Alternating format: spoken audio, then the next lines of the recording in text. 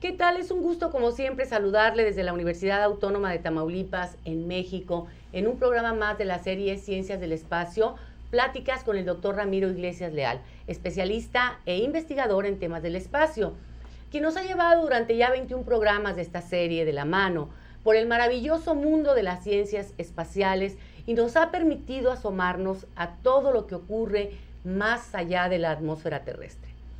El doctor nos ha hablado de la evolución del hombre desde sus más remotos orígenes sobre el planeta Tierra hasta el hombre moderno y sus grandes descubrimientos, así como de su desarrollo intelectual. Y precisamente durante los últimos programas, el doctor Iglesias nos habló de esa evolución que ha tenido relevancia destacada en el desarrollo del cerebro, específicamente en la masa encefálica, que se ha incrementado desde la antigüedad remota hasta nuestros días. Y aunque se han encontrado muchas similitudes desde el punto de vista anatómico entre el hombre de Cro-Magnon y nosotros, la gran diferencia la hace el desarrollo intelectual o mayor conocimiento, así como el desarrollo de la ciencia y la tecnología. Y como le prometimos, hoy hablaremos del futuro eslabón evolutivo de la raza humana, que se escenificará en el espacio exterior, en una o dos generaciones más, y a quien el doctor Iglesias llama Homo cósmicos. Doctor, siempre es un placer tenerlo con nosotros y el día de hoy continuaremos con estos interesantes temas sobre la evolución del hombre y todo lo que ha acontecido en el planeta Tierra y seguirá sucediendo en el espacio exterior. Es un placer de nuevo estar con ustedes, encantado. Doctor, pues antes de hablar del Homo Cosmicus, que fue en donde nos quedamos en el programa anterior, me gustaría preguntarle, para terminar con el tema de la evolución del hombre antes de que vaya al espacio, o antes de que toquemos el tema de su evolución en el espacio, ¿cómo fue que se dio esta evolución en tantas formas diferentes? ¿Por qué algunos de los seres humanos son negros, otros blancos, otros amarillos, rojos, castaños? ¿Por qué unos son más altos que otros, diferentes complexiones? ¿Cómo fue que se dieron esas ramas diferentes, esa gran variedad de razas? Me parece muy pertinente esta pregunta antes de entrar al desarrollo del futuro ser humano en el espacio, porque el medio ambiente modela, hemos dicho, a los seres vivos. Es muy probable que desde quizás 1 millón de años o algo así, se viniesen perfilando las 4 principales razas de la humanidad. La raza negra, que es por cierto la más reciente de todas, la raza blanca o caucásica, la raza amarilla o oriental y la raza australoide. Y que sus troncos originales se hayan diferenciado un tanto desde hace miles o quizás millones de años. Pero es indudable que el medio ambiente ha influido para imprimir ciertos rasgos que diferencian a los diferentes grupos raciales. Voy a citar unos cuantos para ejemplificar solamente. La temperatura ambiente. La temperatura ambiente, y sin que el ser humano se dé cuenta, lo está configurando. Por ejemplo, los esquimales, una subespecie de la raza mongoloide procedente de Asia, han llegado al polo, a la región polar que habitan ahora desde hace unos 4.000 años. Ese tiempo ha sido suficiente para diseñar una arquitectura, una antropometría un tanto distinta al ser humano que vive en el trópico, por ejemplo. Ellos tienen un tronco muy largo, extremidades muy cortas, y su tronco está forrado de una gruesa capa de grasa. ¿Qué función tiene la grasa? Protección contra el frío. Claro. El tronco muy largo, conservar el calor interno. Las extremidades muy cortas, evitar la disipación del calor. La congelación. Versus, ¿verdad? Un grupo racial negro del Congo, los ruandas, que son al revés, de un tronco muy corto, de extremidades muy largas, casi hombre araña, muy altos, ¿verdad? ¿Para qué? El tronco limitado, que disipa el calor con facilidad, porque vive en una zona muy calurosa, y las extremidades muy largas, que tienen también, entre otras cosas, la función de disipar fácilmente el calor. Otro factor podría ser la altitud. Si bien los primeros seres humanos en América no datan más allá de 12.000 años en las poblaciones de gran altitud de los Andes, ha sido suficiente para modelar un ser humano al que se le llama el hombre de los Andes. ¿Cómo es el hombre de los Andes? Pues debido a que la altitud proporciona menos oxígeno ambiental, entonces el ser humano y también los animales que conviven con él tienen que desarrollar mucho su sistema cardiorrespiratorio, las enzimas respiratorias. Mayores pulmones. Exactamente. Eso es, son seres como atléticos. Su corazón es grande, sus arterias muy amplias, su caja torácica muy amplia también, una gran superficie alveolar para el intercambio gaseoso, etc. Entonces, el hombre de los Andes es diferente, viviendo en el Perú, al mismo grupo racial, ¿verdad? Que vive a nivel del mar. Ahí está una característica dada por la altitud o por la hipoxia ambiental. Un ejemplo más sería la intensidad de luz, específicamente la luz ultravioleta. La luz ultravioleta, que es parte de la luz que no vemos nosotros, pero que procede del sol,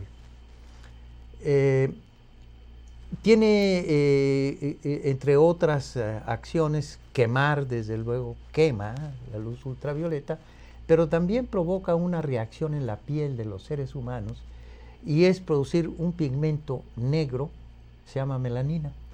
Entonces, los seres humanos que viven en los trópicos, en las regiones tropicales, reciben una mayor cantidad de luz ultravioleta, y por lo tanto están más expuestos a fabricar su piel, mayor cantidad de melanina, lo que hace que su piel sea oscura o completamente negra.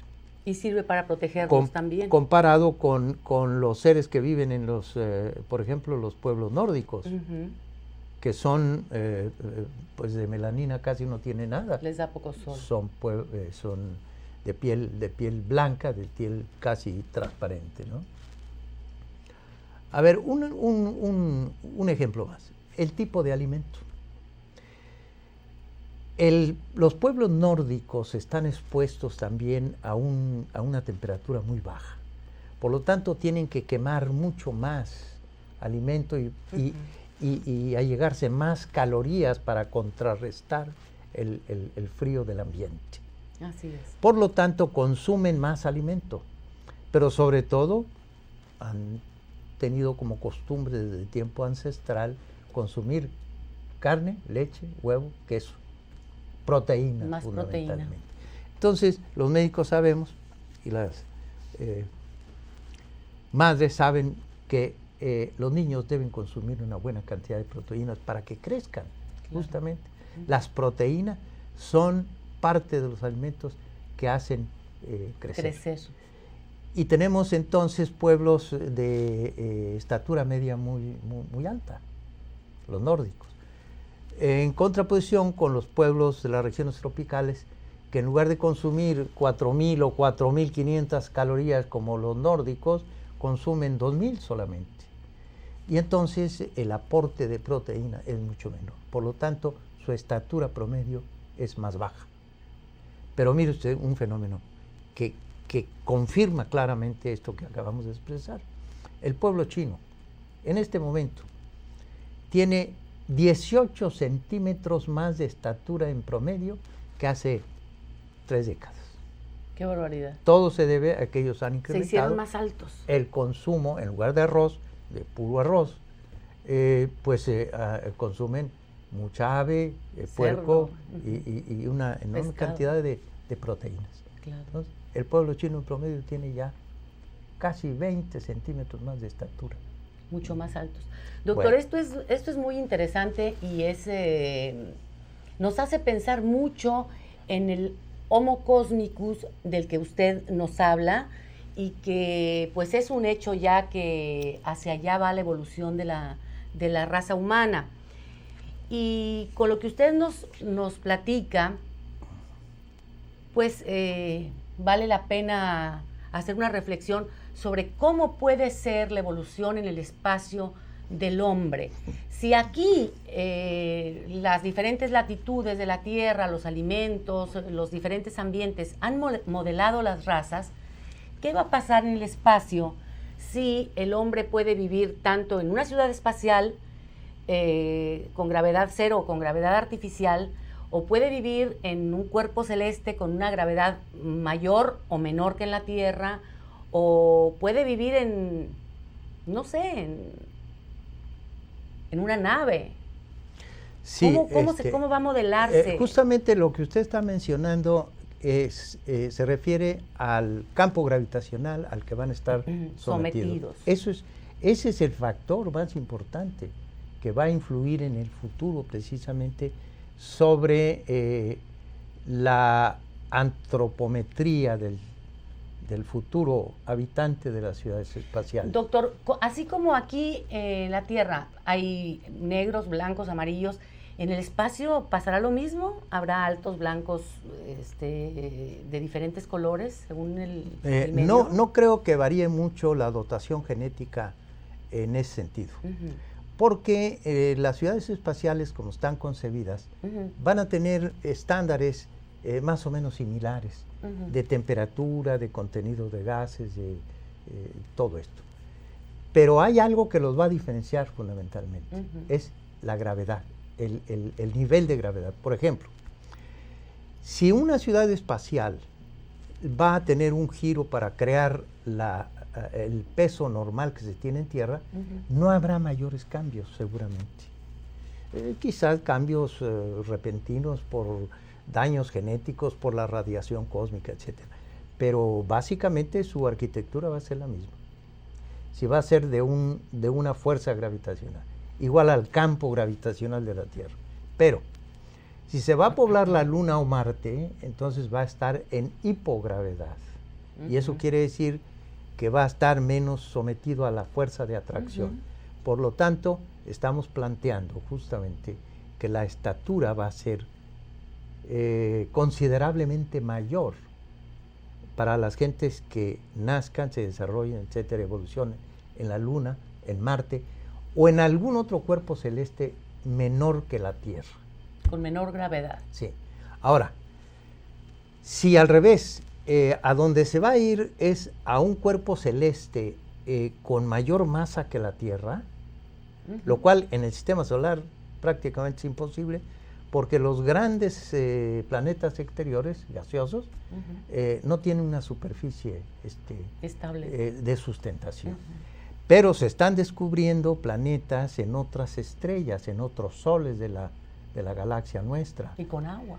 Y ahora resulta que ya en un artículo de enero del año 2009, ya nos informan que hay más de 300 planetas identificados fuera del sistema solar, de los cuales 8 por lo menos son parecidos a la Tierra. Entonces, si es allá donde va a continuar el desarrollo de la humanidad, lo cual está todavía un poco por verse o un tanto lejano, porque las distancias son muy grandes y las velocidades no van más allá de la velocidad de la luz. Pero en fin, ese es otro problema. Pero si así fuera, entonces, si fueran tierras o planetas similares a la Tierra, pero con 4, 5 o 10 veces más que nuestro planeta, entonces, ¿cómo serán los seres humanos? Pues serán muy bajitos. Claro. Pero con músculos y huesos poderosísimos. Porque habría más gravedad. Más gravedad. Ya mencionamos un ejemplo, un experimento que se hizo en la Universidad de Iowa por el doctor Wonder, donde demostró que los ratoncitos que se sometían a la centrífuga durante varias semanas, comparado con la camada que se quedó afuera, después de varias semanas, regresaban muy pequeñitos, pero con unos músculos y unos huesos de acero. Tremendamente. Super ratones. Exacto. Super ratones, aunque pequeñitos. Bueno, el ser humano será más pequeño. Pero ahí va lo último, en relación a la pregunta. Si, como se está previsto, la mayor parte de las ciudades espaciales van a estar en ausencia de gravedad, y es como yo describo ¿Cómo es en la mi libro, evolución en la ausencia de gravedad? entonces eso es de lo que nos vamos a ocupar enseguida, porque llevaría todo el programa si me pongo a explicar cómo va a ser. Afortunadamente tenemos 2 programas sobre este tema antes de concluir esta serie, y hablaremos sobre el hombre, la evolución en gravedad cero, que debe ser... bueno, yo no me lo imagino, tengo mucho interés realmente en que usted no lo cuente. Sí, lo vamos a hacer. Y sí me gustaría que nos comentara antes de eso, doctor, antes de este programa. Bueno, pues a todos nos han hablado de la teoría de Darwin en la escuela, no muy a fondo, pero conocemos cuál es la teoría de Charles Darwin. Y bueno, yo no sé si esta teoría se aplicará en el futuro, en el Homo Cosmicus, seguirá vigente, y si hay otras teorías relacionadas que concuerden con esta misma. Sí, estimamos que las teorías evolucionistas, la de Juan Bautista Lamarck, padre intelectual de Darwin, anterior a él, la del propio Darwin y la de otros autores, seguirán cumpliéndose exactamente en el espacio exterior. Seguirá, digamos, encuadrarán perfectamente en los conceptos que manejamos en tierra. Pero quisiera mencionar que, porque es de justicia, ¿verdad?, a los pioneros, a los gigantes del pensamiento evolucionista, como Juan Bautista Lamarck, un naturalista francés del siglo XVIII y principios del XIX. Él decía, digamos, el concepto básico de su teoría evolucionista es que el medio ambiente modela a los seres vivos, que cuando hay cambios en el medio ambiente hay órganos que tienen que funcionar de manera diferente, en forma más intensa o menos, en fin, que esos órganos, una vez que se especializan, crecen o se hipertrofian, con el tiempo son heredados a las generaciones siguientes. Básicamente en eso estriba la teoría de Lamarck. El medio ambiente cambia, el ser humano tiene que reaccionar a eso, y esos cambios se van transmitiendo posteriormente a las generaciones futuras. La teoría de Darwin es, digo, él escribió libros enteros, no lo podemos resumir, pero digamos el concepto básico es que si se genera un cambio, aunque este sea mínimo, en alguna de las especies, animales o vegetales, en el hombre particularmente, y ese cambio le es favorable al ser humano, en este caso, entonces va a sobrevivir, va a superarse y va a continuar su evolución. Si el cambio es desfavorable, termina por extinguirse. Entonces es la sobrevivencia del más apto, la selección natural que decía. Claro. Finalmente, quiero citar nada más 2 autores que se me ocurren en este momento hace algunos años. El doctor, por ejemplo, Stephen Wall, de la Universidad de Harvard, decía pues que las teorías de Darwin y las teorías de Lamarck no siempre se cumplen, porque él decía, una especie puede durar centenares, miles de generaciones y permanecer sin evolución. O sea, que el gradualismo, ¿verdad?, que menciona Darwin y el mismo Lamarck, no siempre se da, sino que de repente empieza a evolucionar y luego se detiene y puede permanecer mucho tiempo sin esto. Otro más, el doctor Richard Goldwyn de la Universidad de California decía, quien trate de encontrar el eslabón perdido en los registros fósiles, busca en balde o busca en el vacío, porque los cambios se dan súbitamente, no se dan gradualmente, y él cita muchos ejemplos, ¿no? Pero dice entonces que, y en eso estamos totalmente de acuerdo, que tal vez esos cambios que pueden ser por daños genéticos y son bruscos, y como decía alguno de sus compañeros,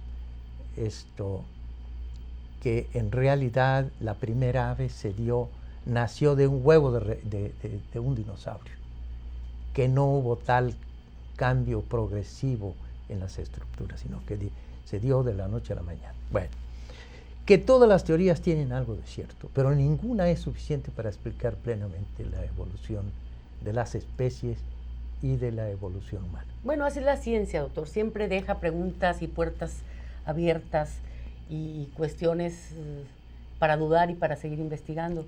Yo estoy de acuerdo en esta última teoría, por el ejemplo que usted nos puso de la raza china, de que sí, en unos años aumentaron de estatura a 18 19 centímetros.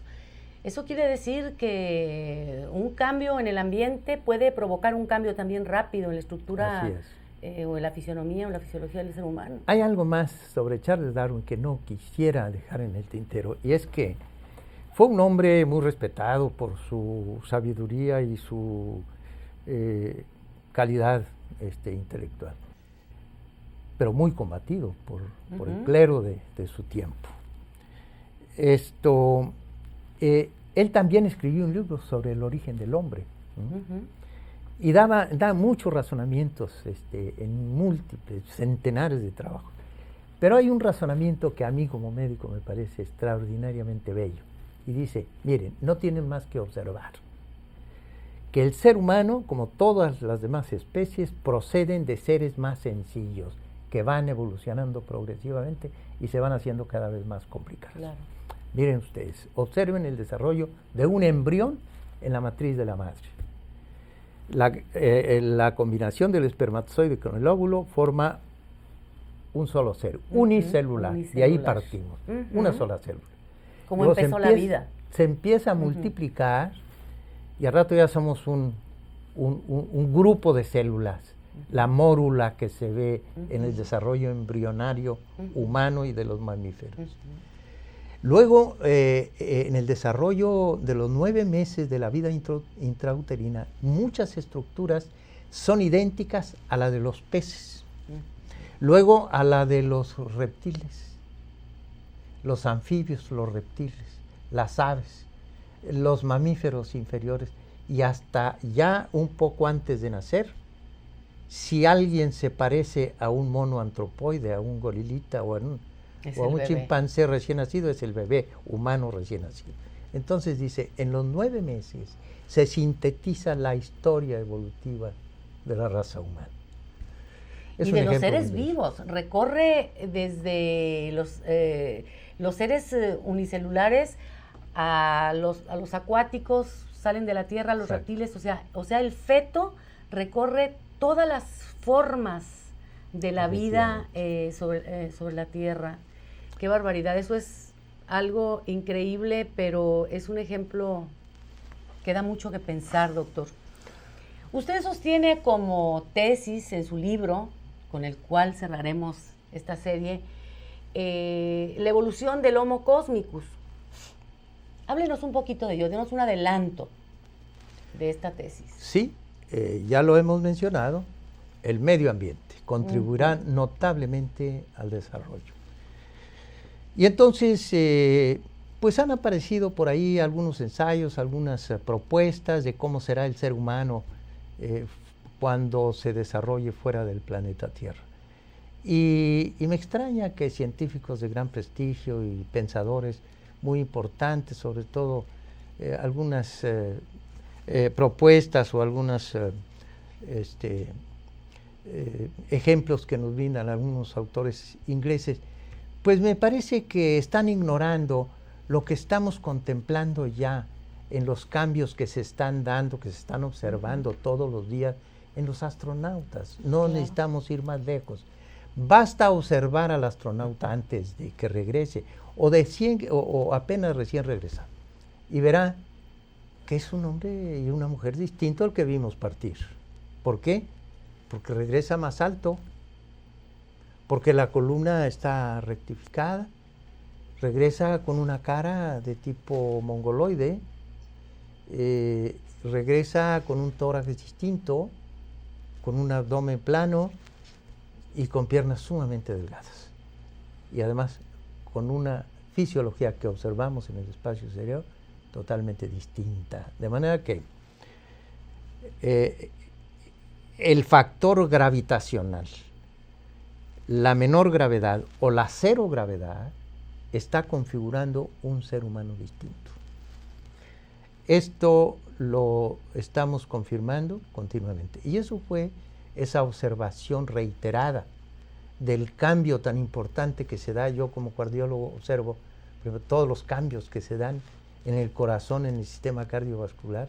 No necesito ir a los demás sistemas para darme cuenta de que los cambios son muy fuertes, son muy importantes. Claro. Entonces es de esperarse que cuando ya se desarrolle, venga la reproducción humana, el desarrollo intrauterino, el desarrollo después en la niñez, en la juventud y demás, va a ser de manera diferente. Por eso estamos planteando el advenimiento de un nuevo eslabón de la cadena evolutiva humana, el Homo cosmicus.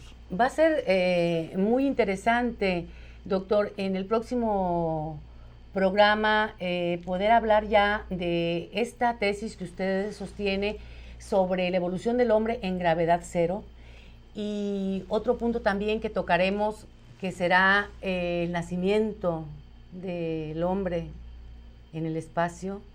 ¿Cómo puede ser el nacimiento de un hombre en el espacio exterior?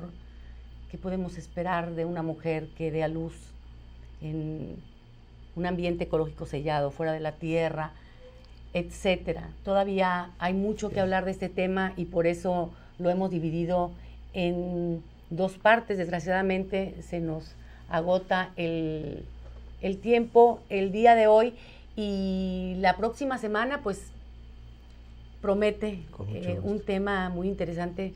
¿Cómo será esta evolución más rápida, más lenta? ¿Cómo será el pensamiento del ser humano, del Homo cosmicus? Le agradecemos mucho, doctor, que haya estado con nosotros aquí en Ciencias del Espacio una vez más, y a nuestros amigos los esperamos en nuestra próxima emisión. Tocaremos la segunda parte de este tema, que es evolución humana en el espacio, perfil del hombre cósmico. Le agradecemos su atención. Lo esperamos aquí en Ciencias del Espacio, pláticas con el doctor Ramiro Iglesias Leal, desde la Universidad Autónoma de Tamaulipas, en México.